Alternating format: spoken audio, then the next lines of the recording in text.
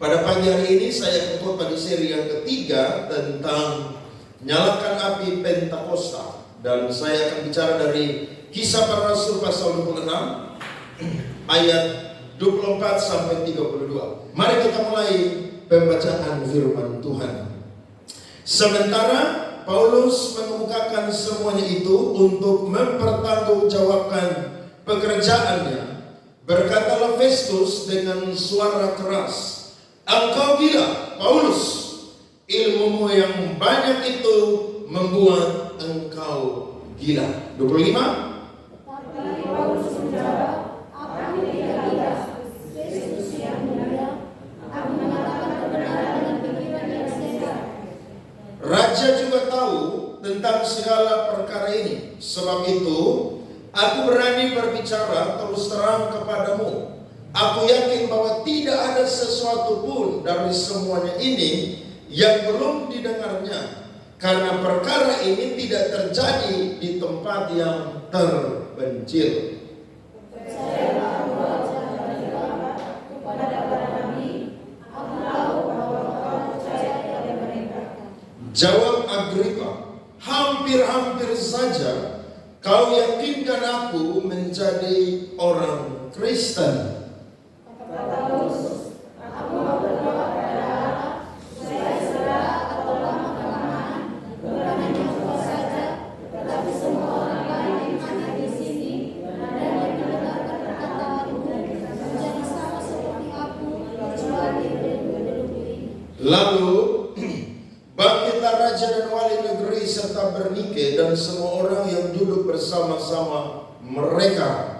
Sementara mereka keluar, mereka berkata satu kepada yang lain, "Orang itu tidak melakukan sesuatu yang setimpal dengan hukuman mati atau hukuman penjara." Sama-sama kata Agripa kepada Festus, "Orang itu sebenarnya sudah dapat dibebaskan, sekiranya ia tidak naik banding kepada Kaisar." Beri tepuk tangan saudara-saudara. Amin. Amin. Ada 3 karya Roh Kudus ketika hari Pentakosta dan setelah hari Pentakosta. Yang pertama itu, rasul-rasul dan orang-orang percaya itu berani memberitakan Injil.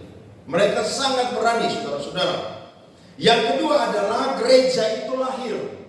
Dimulai dari gereja mula-mula yang ada di Yerusalem, dan itu terus bergerak sampai kepada yang namanya bangsa-bangsa. Dan yang ketiga adalah Tuhan memakai orang-orang yang tidak termasuk di dalam 12 orang yang menjadi rasul, dan mereka dipakai untuk memberitakan Injil juga. Salah satu yang dipakai oleh Tuhan adalah Rasul Paulus. Nah, pagi ini kita akan belajar tentang misi dan perluasan Injil yang dilakukan oleh Rasul Paulus. Semua kekuatan itu dikerahkan, saudara, untuk menghambat pemberitaan Injil. Salah satu orang yang Tuhan pakai adalah Rasul Paulus. Karena Rasul Paulus ini, saudara, dia bergerak mulai dari Damsyik, kemudian dia ke Yerusalem, kemudian dia ke seluruh Yudea, dan akhirnya dia pergi ke bangsa-bangsa yang ada di luar Israel. Sehingga ada begitu banyak orang-orang Yahudi yang menjadi Yahudi Kristen. Bahkan juga ada begitu banyak orang-orang non-Yahudi itu menjadi orang Kristen. Sehingga Injil itu, saudara-saudara, diterima oleh bangsa-bangsa di luar daripada Israel. Pihak Mahkamah Agama Yahudi itu, saudara-saudara, mencoba untuk menghentikan semangat Rasul Paulus dalam meluaskan Injil. Mereka pakai segala cara, saudara-saudara. Cara yang pertama yang mereka pakai adalah mereka itu menghadap seorang wali negeri yang ada di daerah Kaisarea, namanya adalah Felix, saudara-saudara. Mereka pergi dan mereka itu mengadukan perkara daripada Rasul Paulus.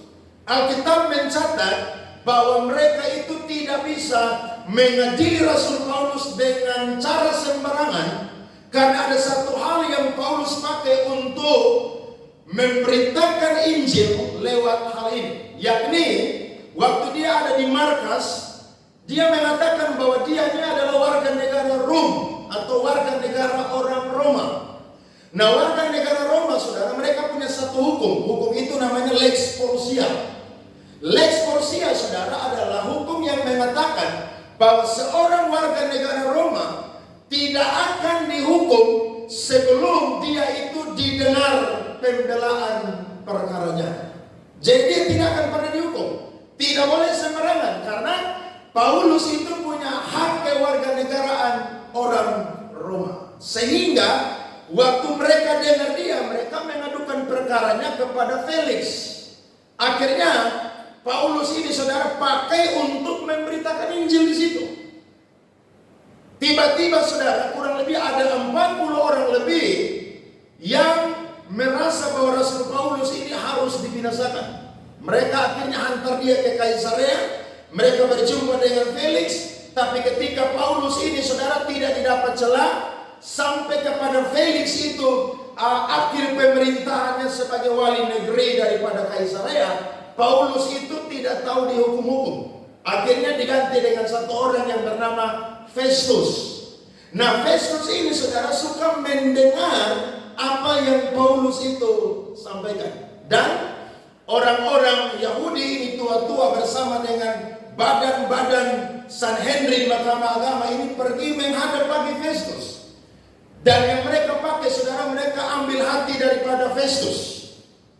Mereka berkata bahwa Festus yang mulia, dalam kepemimpinanmu engkau menjadi seorang yang sangat luar biasa. Mereka bawa saksi-saksi, saudara. Bahkan juga mereka itu pakai seorang pengacara yang bernama Tertulus untuk yang namanya mengadili Rasul Paulus. Tapi Rasul Paulus bilang begini, saya ini tidak melakukan kejahatan. Mereka mau membunuh dia, dan dia ambil keputusan untuk naik banding kepada Kaisar. Paulus ini orang pintar. Dia bukan orang yang tidak terpelajar. Dia sangat pintar secara teologi, tapi secara hukum pun juga dia itu pintar. Makanya kita perlu berdoa supaya daerah-daerah di mana kekristenan itu minoritas, itu perlu ada orang-orang yang pintar di sana, supaya ketika gereja dihambat, ingat, negara ini bukan negara yang hanya punya satu agama. Negara ini adalah negara yang punya kurang lebih 5 agama.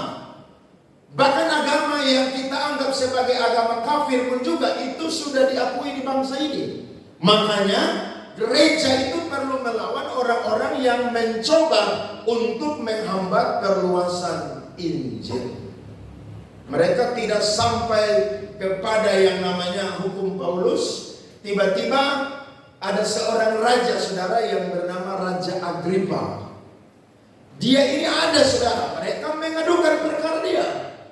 Waktu Raja Agripa ini ada di Kaisarea, maka dia bilang begini, saya ingin mendengarkan pembelaan daripada orang ini.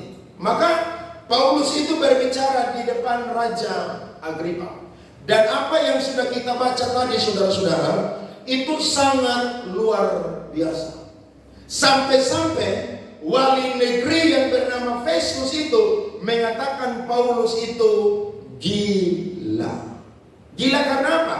Karena ilmunya sangat banyak.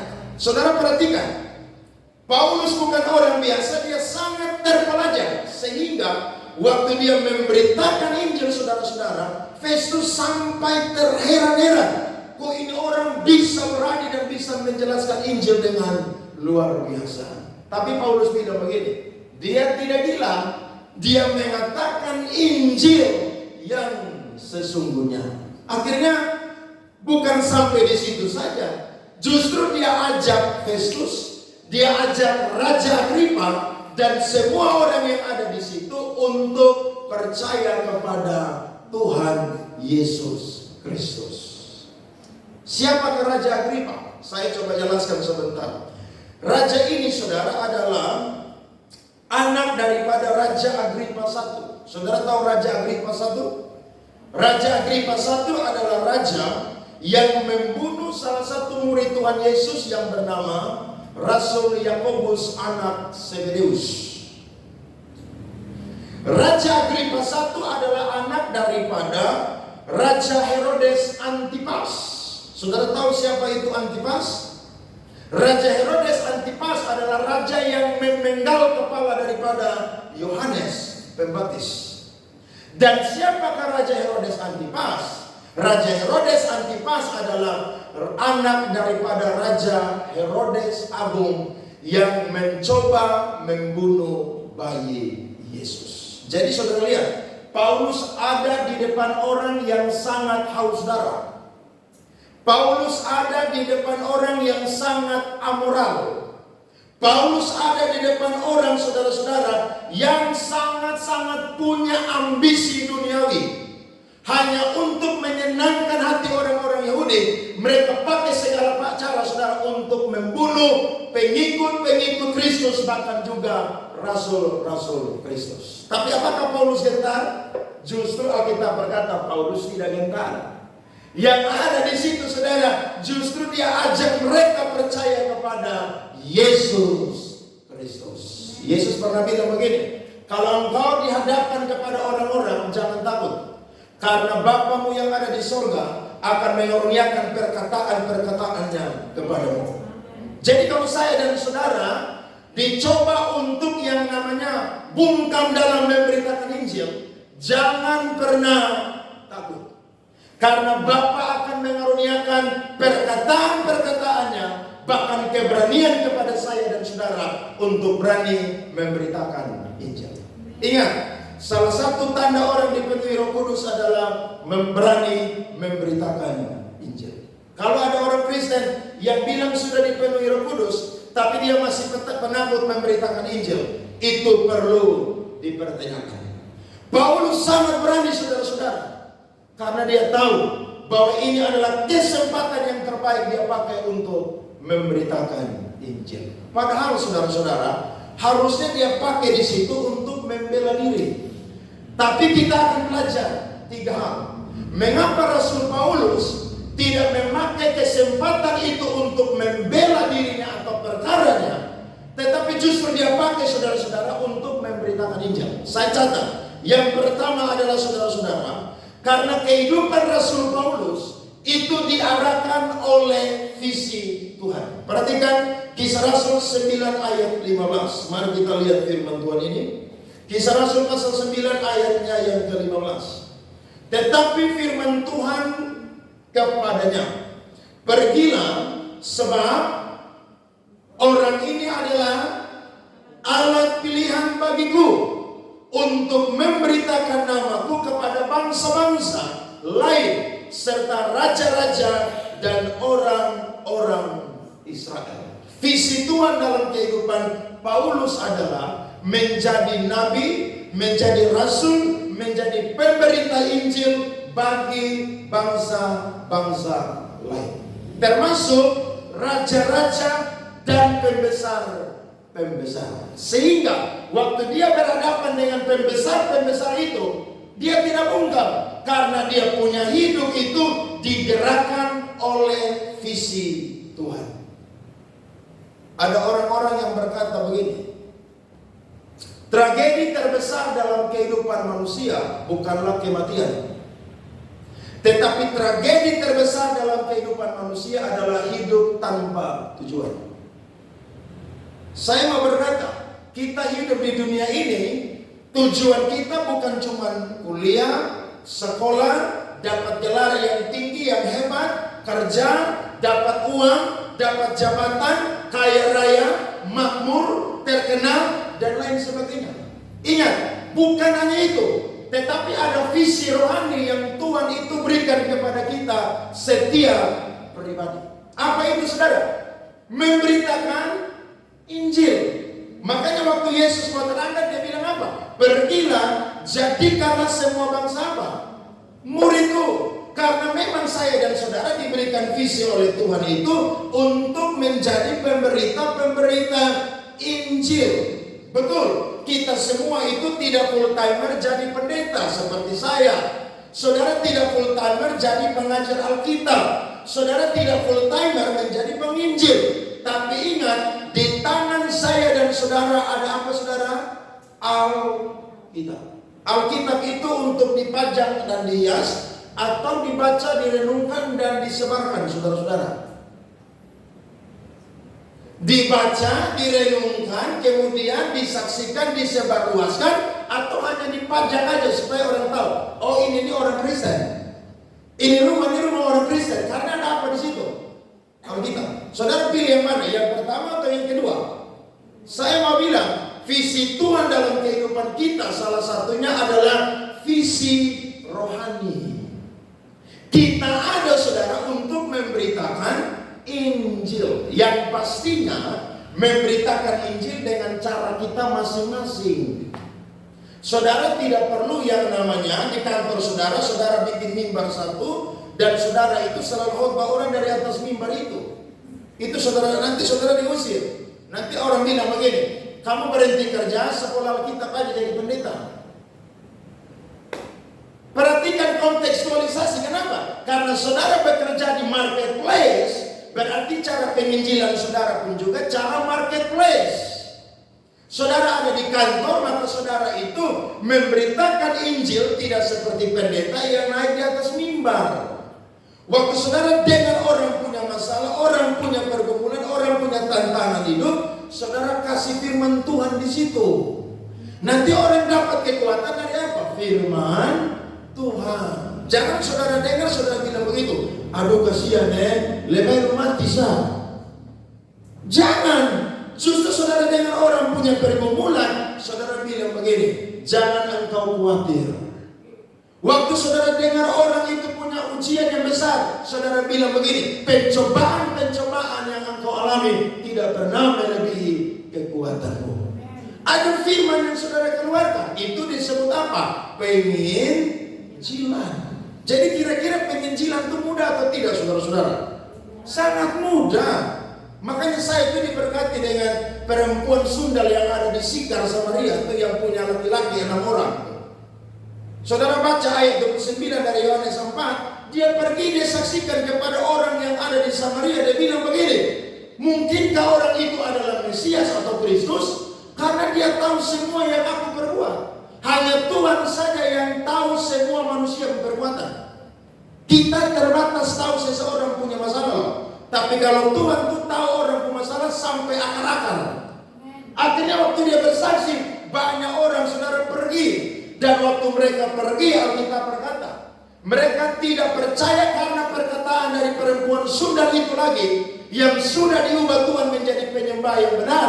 Tapi mereka percaya bahwa Yesus benar-benar adalah Kristus. Saudara lihat tuh, dari seorang perempuan sundal, Injili hanya beberapa orang, saudara. Satu kota Samaria itu apa? Bertobat.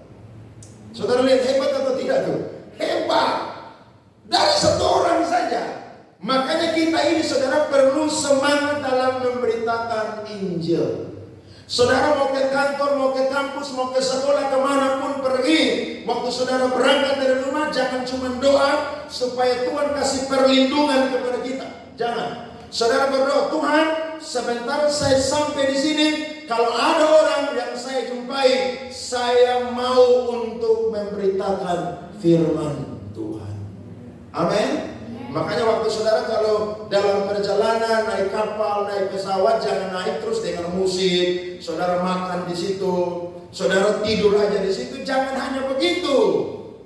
Kecuali memang saudara belum sempat tidur, ya tidur sebentar. Tapi kalau saudara cukup fit, saudara kenalan dengan orang di samping. Tanya dia, Pak, Ibu, dari mana? Nanti saudara mulai buka pembicaraan. Nanti saudara mulai kenal, tiba-tiba orang mulai terbuka, saudara mulai masuk dengan apa? Pemberitaan tentang Kristus. Saudara selain dapat satu kawan, tapi saudara juga sudah apa? Memberitakan Injil. Injil dibagikan, tidak selalu semua orang harus percaya. Tapi ketika Injil dibagikan, saudara-saudara, itu akan orang dengar. Dan saya yakin satu saat kalau dia punya masalah pergumulan, dia akan ingat apa yang saya dan saudara pernah sampaikan kepada dia. Saudara lihat, Paulus Injil ini orang-orang yang ada di sini, apakah mereka percaya kepada Injil? Mereka tidak percaya. Tapi minimal saudara, mereka juga sudah dengar apa? Injil. Yesus bilang begini, Matius 24 ayat 14. Dan Injil kerajaan ini akan diberitakan di seluruh dunia, barulah Tuhan Yesus akan datang kedua kali. Apakah Injil harus diterima semua orang? Tidak. Tapi Injil harus diberitakan di seluruh dunia. Barulah apa? Tuhan Yesus akan datang. Hanya untuk orang benar saja Tuhan Yesus itu akan mau cepat datang. Jadi tugas kita saudara-saudara, ayo memberitakan Injil. Visi Tuhan dalam kehidupan kita bukan cuma saudara punya cita-cita yang setinggi langit saja. Tidak. Tapi visi Tuhan dalam kehidupan kita salah satunya adalah menjadi pemberita Injil. Saudara tidak perlu pasang gelar di depan nama evangelis, gak usah. Tambah di belakang lagi STH, sarjana tinggi hati. Tambah lagi di belakang MPH, makin tinggi hati. Nah, saudara lihat tuh. Gak usah. Biasanya candaan begitu. Kalau kita sekolah teologi habis wisuda orang bilang STH, sarjana tinggi hati. Nanti kalau sudah S2, MPH, nanti orang bilang makin tinggi hati. Karena belajar Alkitab tambah dalam, kalau saudara jadi orang bilang makin tinggi hati. Nanti sudah DTH, bukan doktor teologi, saudara-saudara. Tapi saya nggak tahu itu singkatan apa lagi deh. Nanti kalau DTH sudah habis, dia ingin tambah lagi profesor teologi lagi. Tidak apa-apa. Kalau orang mampu diberikan gelar itu, nggak masalah. Tapi ingat loh, memberitakan Injil tidak selalu punya gelar rohani baru memberitakan Injil. Tidak selalu. Saudara dimanapun dapat kesempatan, mari memberitakan Injil. Lihat di Rasul 13 ayat 47. Alkitab berkata, sebab inilah yang diperintahkan kepada kami. Aku telah menentukan engkau menjadi terang bagi bangsa-bangsa yang tidak mengenal Allah, supaya engkau membawa keselamatan sampai ke ujung bumi. Saudara lihat, Paulus tahu bahwa visi Tuhan dalam kehidupannya bukan cuma Damsyik, Yerusalem, Yudea, tapi visi Tuhan dalam kehidupannya adalah bangsa-bangsa. Kalau saudara baca Alkitab, orang yang selalu Tuhan pakai itu adalah orang yang rasa diri mereka sendiri tidak sanggup dan tidak mampu. Coba saudara belajar tentang Nabi Yeremia. Yeremia bilang begini, Tuhan, saya ini masih muda, saya ini tidak pandai bicara. Tapi Tuhan jawab Yeremia bilang apa? Sebelum engkau ada dalam kandungan ibumu, aku telah mengenal engkau. Sebelum engkau keluar dari kandungan ibumu, aku telah menguduskan engkau. Aku akan menetapkan engkau menjadi nabi bagi bangsa-bangsa. Wow, ini jabatan yang sangat luar biasa. Makanya kalau ada orang yang sekolah teologi dan sampai garis finish wisuda, itu sebuah langkah pertama tuh yang harus diberikan tepuk tangan. Karena kalau kita belajar tentang orang-orang atau dengar tentang orang-orang yang sekolah teologi, itu yang masuk tuh banyak orang, tapi yang wisuda tuh sangat sedikit orang. Dulu saya kuliah tuh saya sudah saksikan ulang-ulang masuk 45 orang. Pas wisuda sisa 16 orang sah. Dan yang tepat waktu wisuda hanya 5 orang sah, termasuk saya loh. Saya sampai bingung-bingung, saya bisa wisuda tepat waktu ini. Karena waktu saya kuliah pergi sekolah tuh saudara, saya ini orang yang paling malas baca, saudara-saudara. Saya tes aja tuh, kawan yang tes kasih saya tuh. Sampai saya bisa lulus pergi kuliah di Bandung tuh, itu kawan yang isi kasih saya soal-soal agama tuh. Karena saya tidak tahu ini Alkitab punya isi.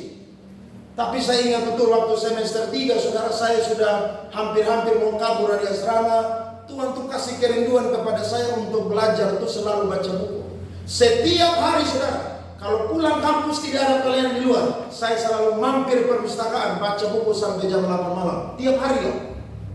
Dan dari sejak itu sampai hari ini saudara, saya suka baca buku. Makanya tidak heran, sampai hari ini setiap hari saya baca buku 20 halaman. Wajib saudara, tidak pernah bolong. Wajib. Jadi kalau ada buku 200 halaman, berarti saya baca itu buku kurang lebih 10 hari sudah selesai. Cari buku lain-lain lagi. Kenapa saudara-saudara? Karena memang itu karunia yang Tuhan beri untuk diasah. Seperti pisau itu waktu diasah semakin tajam, karunia itu semakin diasah saudara akan juga semakin tajam.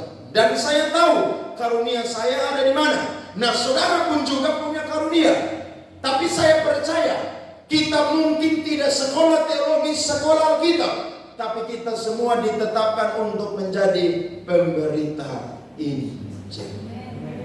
Ada amin? Harus begitu.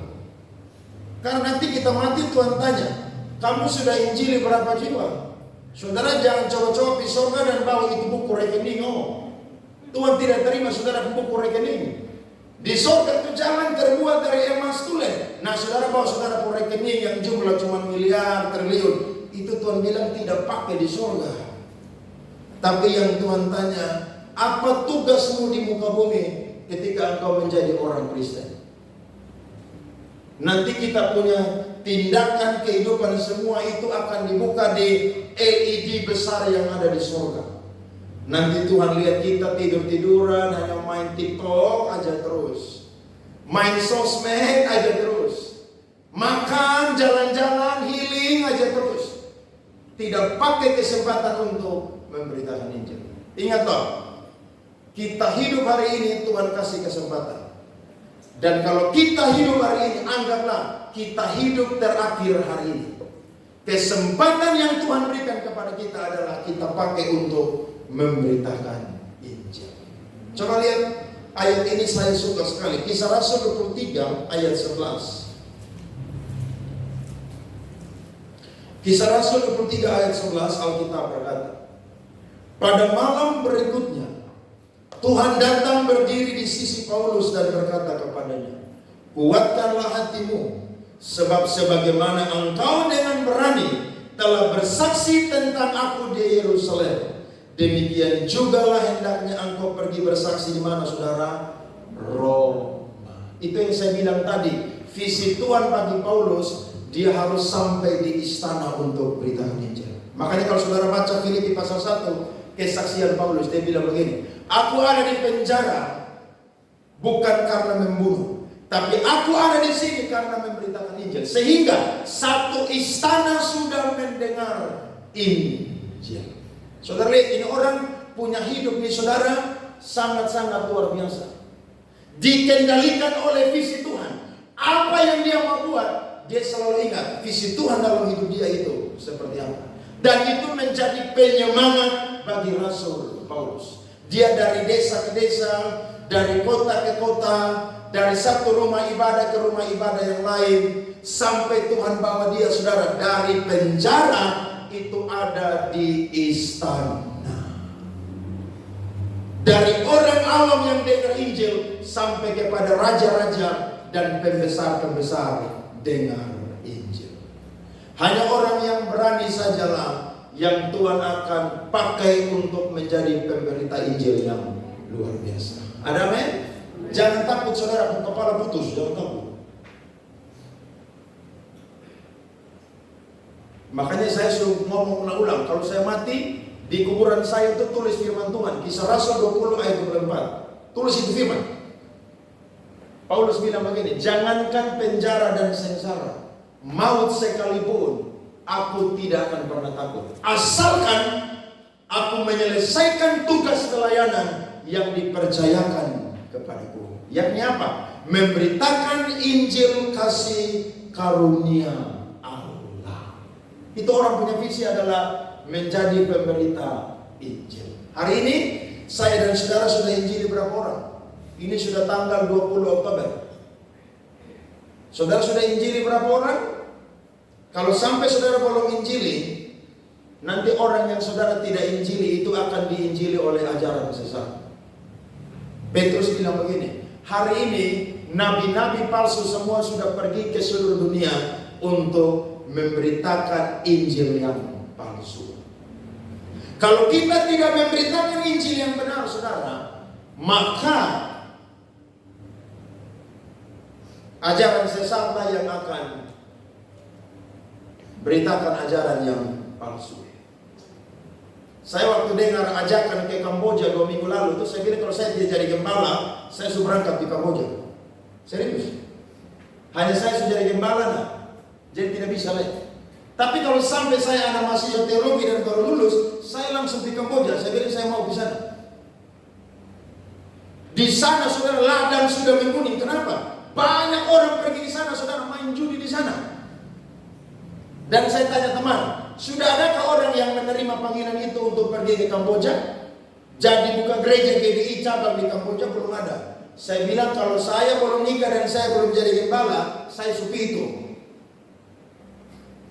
Gak usah takut mati. Paling mati kan Tuhan bilang nanti Tuhan akan ganti nyawa kembali. Betul atau tidak? Loh, kalau saudara takut kehilangan nyawa, kita akan kehilangan nyawa. Tapi kalau kita berani karena Injil, karena Kristus, Tuhan akan ganti. Makanya Tuhan tanya kepada Yesaya, siapa yang akan kuutus? Yesaya bilang begini, ini aku, utuslah aku. Saudara mau terima panggilan Tuhan? Ya ada yang spesial istimewa kayak Paulus, tapi ada yang mungkin tidak istimewa. Terserah saudara.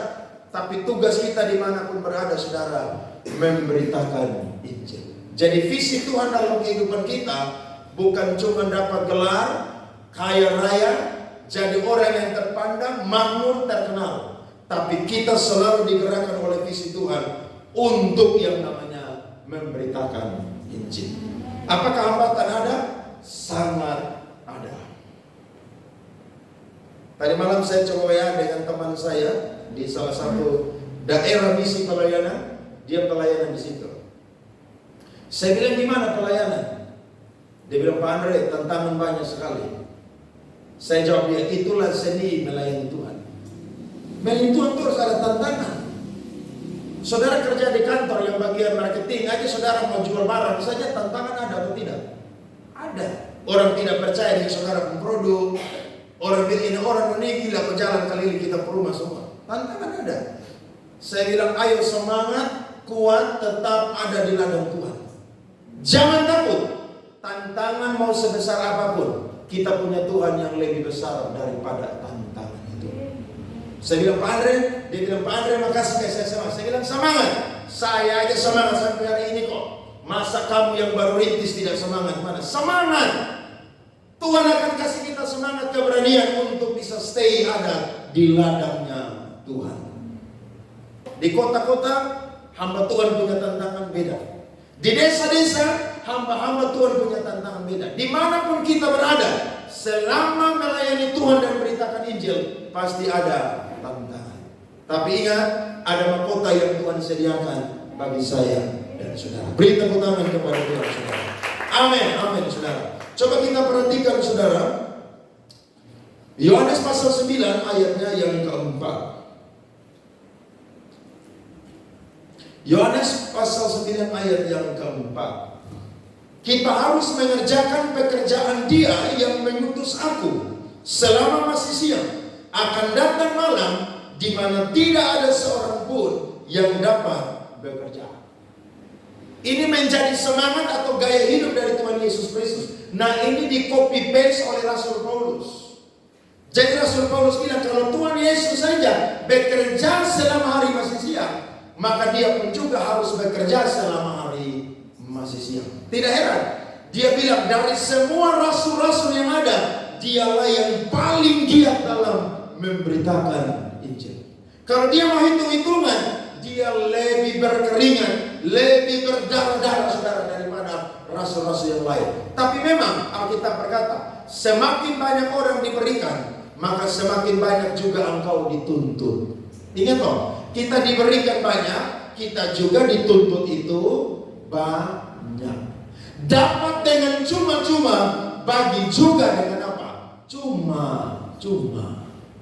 Itu menjadi modal kita, menjadi api yang harus menyala di dalam kehidupan kita. Tidak heran Paulus bilang begini, jika aku tidak memberitakan Injil, maka celakalah aku. Lihat ini orang punya hidup ini benar-benar diarahkan oleh visi Tuhan.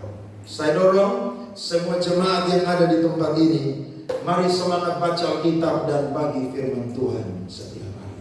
Amin. Sekarang penginjilan ini sangat mudah saudara. Kita punya media sosial masing-masing. Bagi Injil di situ. Orang akan lihat media sosial kita, mereka tuh diberkati dengan postingan-postingan kita tentang firman Tuhan, khotbah-khotbah hamba-hamba Tuhan. Mereka tuh akan diberkati dan akan dikuatkan.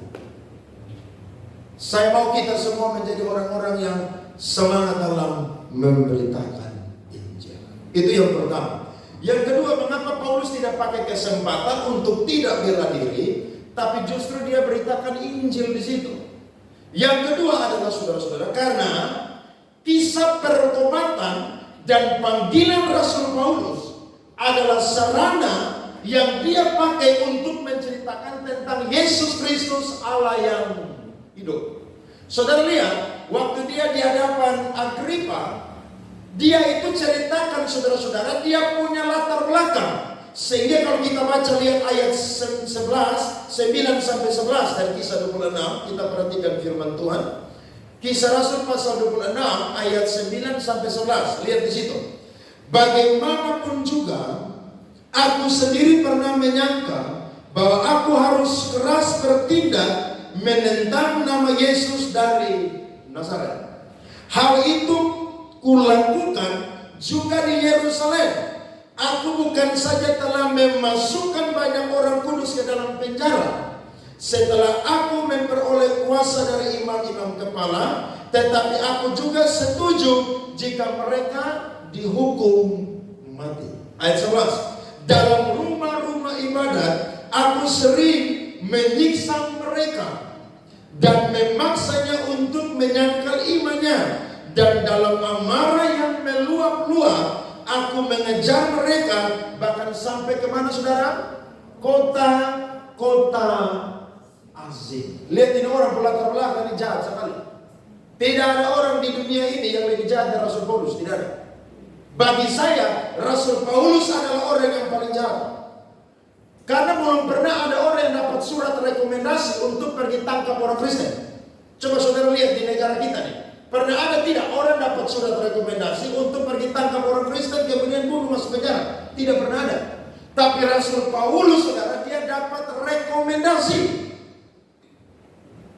Banyak orang-orang pengikut jalan Tuhan ada di Damsyik. Dia dengan semangat yang jahat, saudara, menyala-nyala.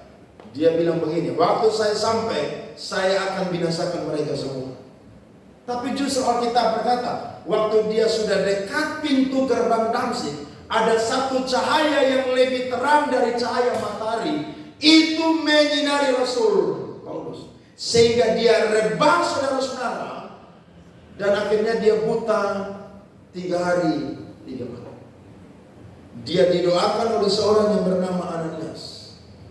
Dan disitulah dia bertobat. Kehidupannya berbalik 180 derajat. Ingat, pertobatan itu tidak setengah-setengah. Pertobatan itu 180 derajat. Berbalik, saudara, total. Dan sejak hari itu Rasul Paulus, saudara, kemanapun dia pergi, dia waktu memberitakan Injil, salah satu yang dia sisip dalam pemberitaan Injil adalah bersaksi tentang masa lalunya. Kesaksian atau penginjilan salah satu yang paling efektif adalah ceritakan saya dan saudaraku masa lalu. Itu paling efektif. Saudara cerita aja, saudaraku hidup masa lalu. Saya ini dulu penjudi.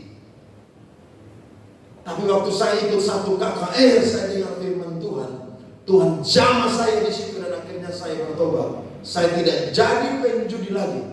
Hari ini saya jadi anak Tuhan yang luar biasa. Saudara punya latar belakang apapun, itu diceritakan.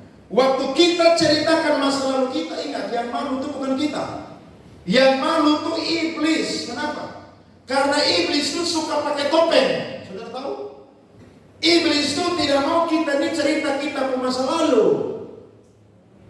Makanya waktu kita baca Kejadian pasal 3, waktu Adam dan Hawa jatuh dalam dosa, mereka tuh buat pakaian. Dari apa, saudara? Dari daun, kan?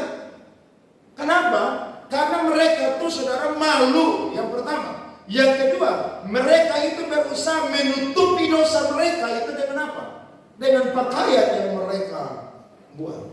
Tapi akhirnya Tuhan itu benar-benar Allah yang mengasihi, makanya Dia buat pakaian untuk mereka dari kulit binatang. Saudara lihat, masa lalu kita tidak jauh lebih penting daripada masa depan kita. Tuhan selalu terima kita apa adanya. Kalau iblis terima kita ada apanya. Ini sama kayak orang pacaran. Saya mau terima kamu tapi ada apanya begitu. Tidak, saudara. Kalau Tuhan itu apa adanya, tanpa syarat, saudara-saudara. Waktu kita datang kepada Tuhan, Tuhan tidak pernah tolak orang yang mau datang kepada Tuhan. Saudara cerita saudara masa lalu yang jahat, saya yakin iblis itu akan dipermalukan. Iblis itu dipermalukan. Jadi cerita aja. Jadi jangan saudara cerita di depan banyak orang, saudara dulu ini suci luar biasa. Tak usah. Cerita, saya dulu bangsa luar biasa. Saya dulu ini brengsek luar biasa. Cerita itu. Nanti orang bilang, kalau dia saja Tuhan bisa rubah, saya juga Tuhan bisa apa? Rubah. Bisa atau tidak saudara? Buktinya saudara ada di rumah Tuhan ini pagi, siapa yang rubah saudara? Ya Tuhan yang rubah kita. Makanya kalau saudara dengar motivasi orang-orang dunia, mereka cuma sampai di telinga kita. Tapi hati kita yang Tuhan ubah saudara-saudara. Makanya saya dan saudara pakai kesempatan untuk yang namanya menyaksikan masa lalu kita. Cerita aja. Tak usah malu-malu, tak usah gengsi-gengsi. Saudara tahu lagu yang ada orang ciptakan tuh? Yang kita sering nyanyi. Tidak punya harta tuh. Itu lagu diciptakan saudara oleh seorang perempuan mantan pelacur di Surabaya. Tapi waktu dia bertobat saudara, justru Tuhan berikan dia jodoh luar biasa. Dia nikah dengan pendeta gembala sidang. Waktu ini gembala sidang ini saudara dapat suara Tuhan bahwa dia adalah jodoh ini pendeta di saudara, tolak saudara. Karena memang ini perempuan latar belakangnya pelacur begitu. Tapi Tuhan bilang tidak, saya tetapkan dia menjadi tulang rusukmu. Ini pendeta nikah dengan ini perempuan Sunda. Saya lupa itu lagu saudara. Tapi itu lagu waktu dia bertobat, dia jadi istri gembala, dia cipta lagu itu. Dan lagu itu terkenal sampai hari ini. Ya, itu lagunya. Hanya ini Tuhan persembahanku. Karena dia rasa tidak ada yang lebih baik, tidak ada yang lebih indah selain hidupnya dipersembahkan kembali kepada Tuhan. Saudara makasih uang kepada Tuhan, itu baik tapi itu tidak hebat. Yang paling hebat persembahan yang kita berikan kepada Tuhan adalah apa? Hidup kita.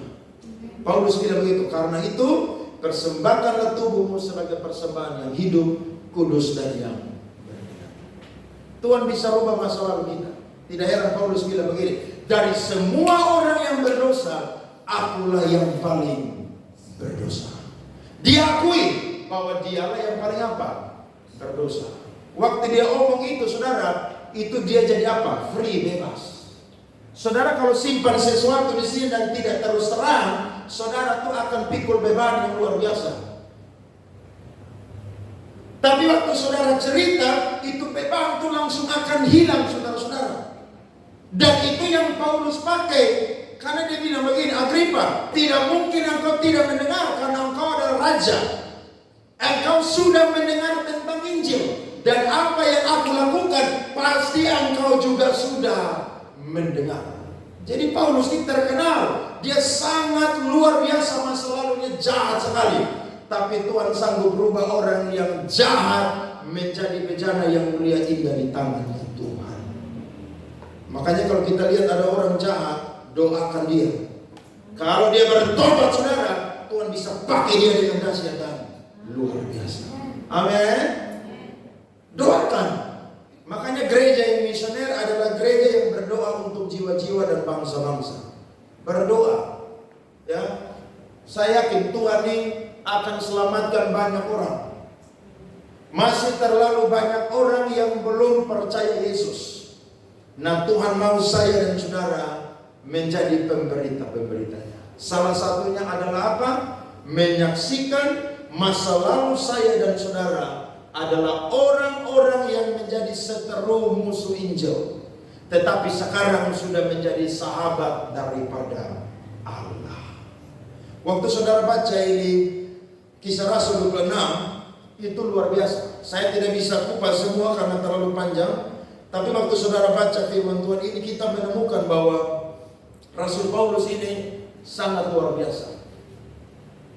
Bahkan dia bilang dalam 2 Timotius 2 ayat 8 sampai 9. Coba kita baca firman Tuhan ini. 2 Timotius 2 ayat 8 sampai 9. Ingatlah ini, Yesus Kristus yang telah bangkit dari antara orang mati, yang telah dilahirkan sebagai keturunan Daud, itulah yang kuberitakan dalam Injilku.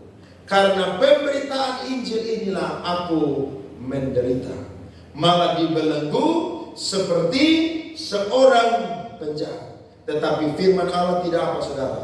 Terbelenggu. Orang Kristen hamba Tuhan mau dihambat sekalipun, ingat, Injil tidak akan pernah bisa dihambat. Karena Injil adalah kabar baik. Injil adalah berita damai sejahtera. Sehingga Injil akan terus, saudara, disiarkan di mana-mana. Tidak ada berita yang paling indah selain Injil. Makanya kita bangga punya Alkitab, saudara. Kalau kita punya Alkitab, simpan, jaga baik-baik, baca di rumah, saudara. Karena orang terus berusaha untuk membinasakan buku ini, saudara-saudara. Orang pakai segala cara supaya Alkitab itu musnah. Tapi ingat, Injil adalah kabar baik. Kabar baik ini akan terus diberitakan sampai ke ujung ini. Kalau kita mati nanti Tuhan belum datang, Tuhan akan bangkitkan generasi yang ada di bawah kita untuk menjadi pemberita Injil. Kalau nanti mereka udah mati, kalau Tuhan belum datang lagi, saudara, Tuhan akan bangkitkan generasi yang ada di bawah mereka menjadi pemberita Injil. Sampai semua bangsa sudah dengar Injil, barulah Yesus Kristus akan datang kedua. Mau ceritakan masa lalu kita ya, saudara? Tahu saja jahit. Saudara cerita, ya, cerita aja. Gak usah malu-malu ya. Memang saya pun dulu begini, nah. Saya model begini dulu, jahat. Saudara cerita aja. Nanti paling manusia yang tidak suka dengan Injil dengan kita, dia akan sebarluaskan itu.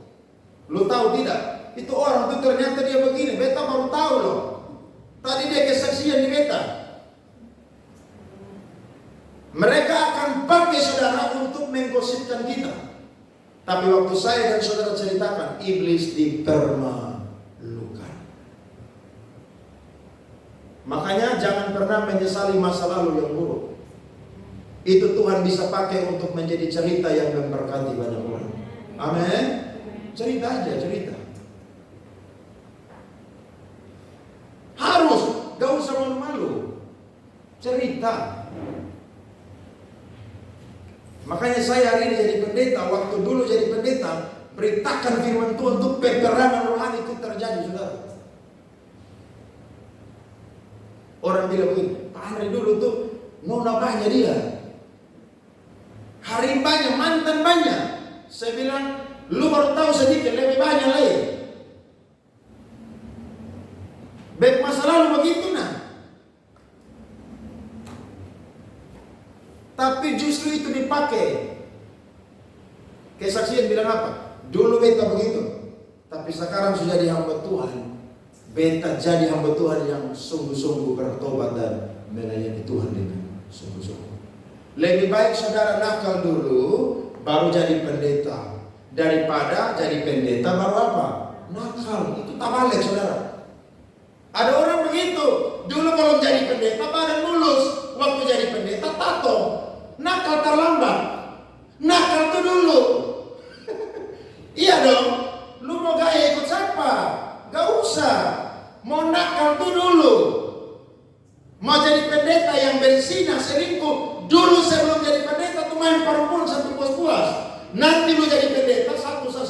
sampai mati. Begitu. Tapi saya bingung pendeta. Dulu tidak nakal jadi pendeta, nakal selingkuh sampai ulang-ulang. Ini kan terbalik saudara. Kalau mau nakal itu dulu. Sekarang sudah jadi anak Tuhan, alim, baik. Begitu saudara lihat, Tuhan rubah di hidup luar biasa. Saudara hidup dulu egois, tidak pernah peduli dengan orang lain. Sekarang Tuhan rubah jadi orang yang sangat murah hati, punya kasih kepada banyak orang. Saya tidak tahu masa lalu kita seperti apa, tapi itu akan jadi cerita yang indah ketika kita sudah percaya kepada Kristus. Makanya Paulus bilang begini, barang siapa ada di dalam Kristus, yang lama sudah berlalu, sesungguhnya yang baru sudah datang. Amin. Saudara percaya saudara orang yang baru di dalam Tuhan? Percaya itu, saya terlalu percaya. Dan yang ketiga saudara, Paulus justru tidak pakai kesempatan bela diri, tapi dia beritakan Injil. Alasan yang ketiga adalah karena Rasul Paulus memiliki pemahaman yang utuh tentang Injil, sehingga Injil yang utuh jugalah yang Paulus beritakan. Saudara lihat ayatnya yang ke-20, perhatikan. Ini ciri pertama dari Injil yang utuh. Tetapi mula-mula aku memberitakan kepada orang-orang Yahudi di Damsyik, di Yerusalem dan di seluruh tanah Yudea, dan juga kepada bangsa-bangsa lain, bahwa mereka harus bertobat dan berbalik kepada Allah, serta melakukan pekerjaan-pekerjaan yang sesuai dengan apa? Pertobatan itu. Injil yang utuh adalah Injil yang selalu mengajak orang itu bertobat, berbalik, dan juga melakukan pekerjaan-pekerjaan sesuai pertobatan. Jadi kalau saudara dengar khotbah yang kasih enak telinga saja, hati-hati, jangan sampai itu bukan Injil yang sejati loh. Jangan sampai itu bukan Injil yang utuh. Kalau Injil yang utuh selalu ajak orang untuk bertobat, berbalik, dan melakukan pertobatan sesuai dengan apa yang sudah dia alami dengan Tuhan. Ada seorang yang bernama Charles Spurgeon. Ini orang menjadi pengkhotbah yang luar biasa saudara. Dia pernah bilang begini, hindarilah Injil yang dibungkus dengan kata-kata manis. Carilah Injil yang mengoyak, Injil yang merobek, dan Injil yang memotong. Bahkan Injil yang mematikan. Karena itulah Injil yang menghidupkan kembali. Jadi kalau saudara dengar khotbah yang pengajaran, yang keras, saudara nggak boleh keras hati dan tolak itu firman. Tidak boleh. Banyak gereja sekarang saudara lebih suka dengan khotbah-khotbah yang praktis. Praktis betul, tapi jangan selalu dominan saudara-saudara. Memang jemaat itu datang gereja tuh tidak suka dengar khotbah yang terlalu berat. Saudara cek aja, khotbah yang berat dengan khotbah yang ringan. Gereja yang khotbah ringan jemaatnya lebih banyak daripada khotbah yang berat. Coba saudara lihat YouTube tuh, gereja sekarang tuh, itu pendeta yang khotbah tuh waktu dia naik dia baca satu ayat, nanti dia udah cerita tuh ujung lubang segala macam tuh. Dia cerita-cerita nanti 30 menit, 40 menit selesai. Dia turun. Nanti ibadah kedua lagi, ibadah ketiga. Nah gereja besar saudara ibadah bukan 1-2 kali, bisa 5 sampai 7 kali, 8 kali. Dan dia khotbah saudara 7-8 kali, ya khotbah cuma itu aja. Tapi kalau pendeta yang khotbah yang teologis, yang latar belakang, diangkat ini saudara, pakai kata Ibrani, Yunani sedikit. Itu kadang-kadang jemaat tidak mau dengar. Karena apa? Berat. Makanya PR kita pendeta ini kadang-kadang kalau khotbah tuh lihat yang hadir ini siapa. Dan memang kita perlu paham itu. Contohnya adalah kalau kita KKR di Rote, ya di Soe mana lah, Kepa, Tambua di kampung, ya khotbahnya harus sederhana. Jangan saudara tinggi-tinggi khotbah karena orang di sana orang-orang yang tidak terlalu terpelajar juga. Tapi kalau kita khotbah di kota, di depan pejabat orang-orang pintar, ya khotbahlah dengan mantap saudara, karena memang mereka orang terpelajar. Seperti saya singgung minggu lalu kan, pendeta almarhum Dr. Yakob Noah bilang begini, kalau engkau khotbah di depan orang pintar, khotbahlah dengan pintar, cerdas. Tapi kalau engkau khotbah di depan orang-orang sederhana, khotbahlah dengan apa? Sederhana. Supaya apa? Pesan firman itu sampai. Tapi saya mau bilang, mau sederhana, mau pintar, cerdas sekalipun, tapi Injil yang benar adalah Injil yang datang, yang membongkar semua dosa kita, yang menelanjangi kehidupan kita, dan kita harus apa? Bertobat. Itu Injil yang benar. Tidak heran Yohanes Pembaptis datang, dia punya khotbah singkat sama. Bertobatlah sebab kerajaan surga sudah dekat. Wih, ini khotbah yang paling singkat, enak nih. Dia khotbah cuma itu aja. Dia tidak bikin satu mujizat pun juga. Tidak pernah kasih sembuhkan satu orang pun juga. Justru Yohanes mati kepala putus. Tapi ingat, dia punya khotbah saudara singkat, padat, to the point. Dan banyak orang berdiri dibaptis dan mengalami kelahiran baru. Jadi Injil yang utuh adalah Injil yang selalu mengajak orang untuk apa? Bertobat. Kemudian apa lagi saudara? Berbalik. Kemudian apa? Hidup sesuai dengan bertobat. Jemaat itu kalau bertobat, pendeta itu enak. Tapi kalau jemaat gila, pendeta justru ya saudara. Nanti orang tanya, dia gereja di mana? Dia gereja di Kebun Persentrum. Aduh, dia pendeta nama Pak Andre Saleh. Wah, itu kita pendeta yang dengar tuh saudara, kita juga hati mendidih juga sih. Tapi mau bilang apa? Namanya manusia kan? Kadang-kadang masih apa? Jatuh dalam dosa. Tugas pendeta apa? Beritakan firman terus, doakan jemaat setiap hari.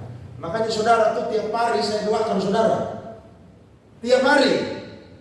Saya punya waktu siang, kalau saya doa sendiri tuh semua jemaat saya doa buat saudara semua.